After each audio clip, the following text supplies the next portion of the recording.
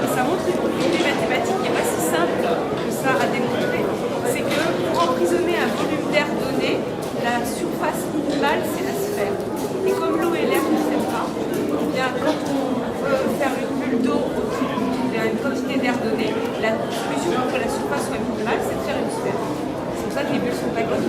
Et donc là, dans cette expérience, ce qu'on essaye, c'est de regarder les différentes surfaces minimales qui vont être associées à des volumes comme le tétraèdre et le cube.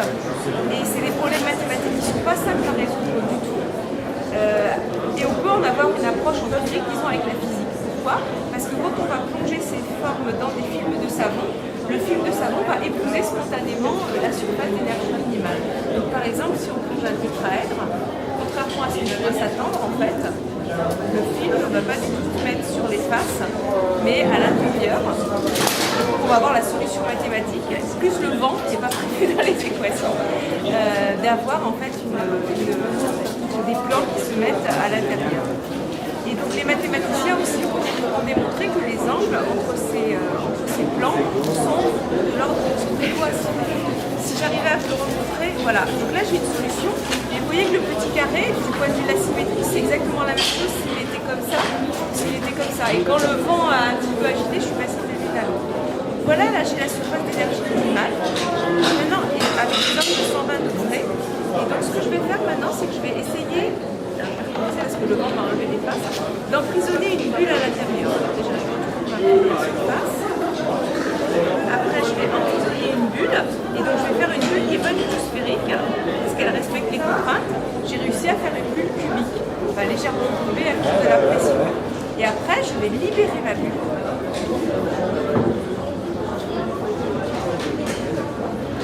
C'est-à-dire que je vais casser tous les fils de savon. Et voilà. Et donc, j'ai retrouvé une bulle. C'est une forme de bulle comme on avait avant.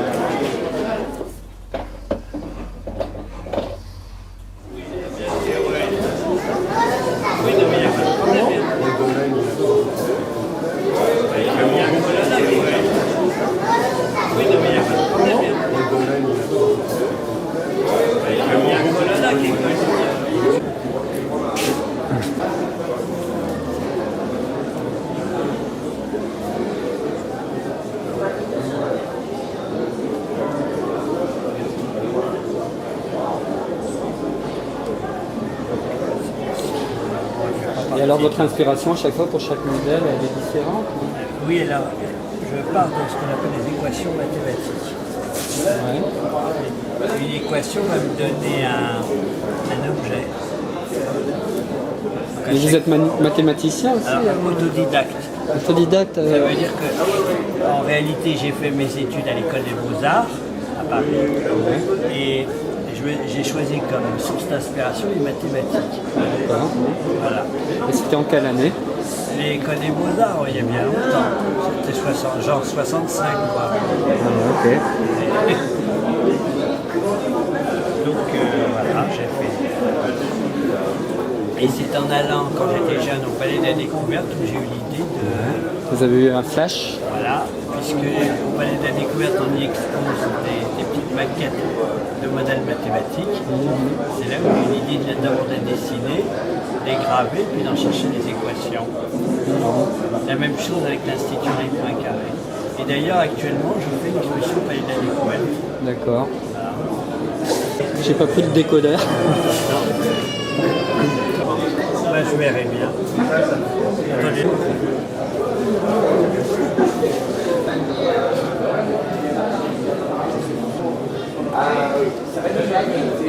Oui, oui. Moi, je vous montre pour le plaisir. Hein. Voilà. J'ai pu installer mon atelier de gravure de chez moi à la Bretagne.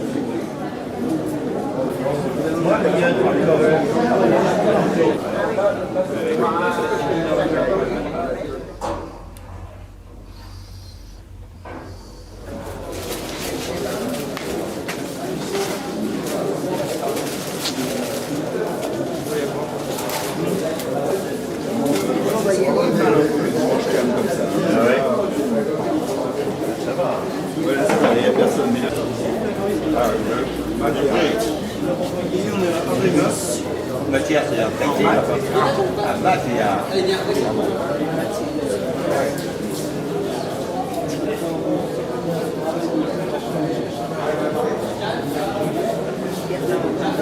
au printemps une Bourges sur un groupe de rap. Donc, ouais, il y a des potentiels dans plein de domaines.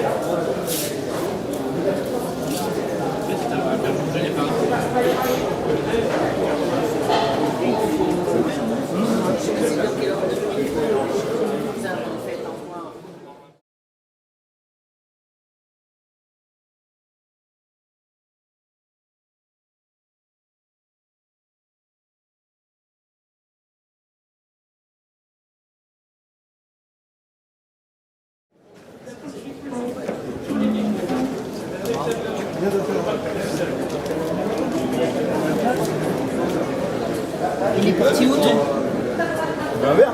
Il est parti où ton père Exceptionnellement. Hein. Travailler là-bas. Le reste.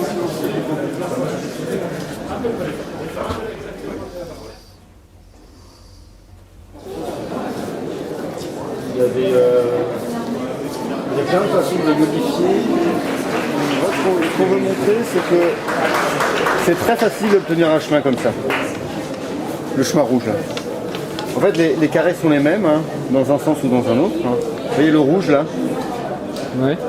Et quand on l'inverse, ce qui était en haut passe en bas. Et alors, ce qu'on fait comme ça, c'est comme si c'était un truc aléatoire. Hein. Deuxième prix. Alors évidemment, quand je le fais, ça marche jamais. Mais on a 17% de chance d'obtenir un chemin qui aille de haut en bas. Donc on fait, les gens l'essayent plusieurs fois. En général, en 3-4 fois, on y arrive. Bon, sauf quand c'est moi qui le fais, mais... Évidemment, parfois ça marche pas. J'ai eu une jeune fille qui a essayé 16 fois.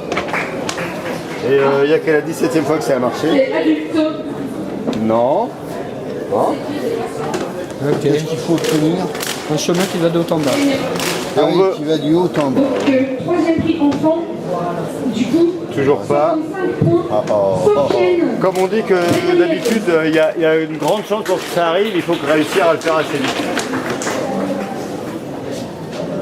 Je vous ai dit avec quoi j'y arrive.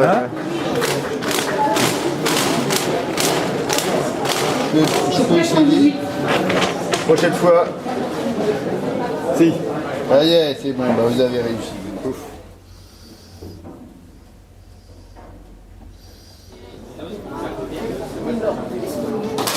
L'un des deux, on a la vitesse.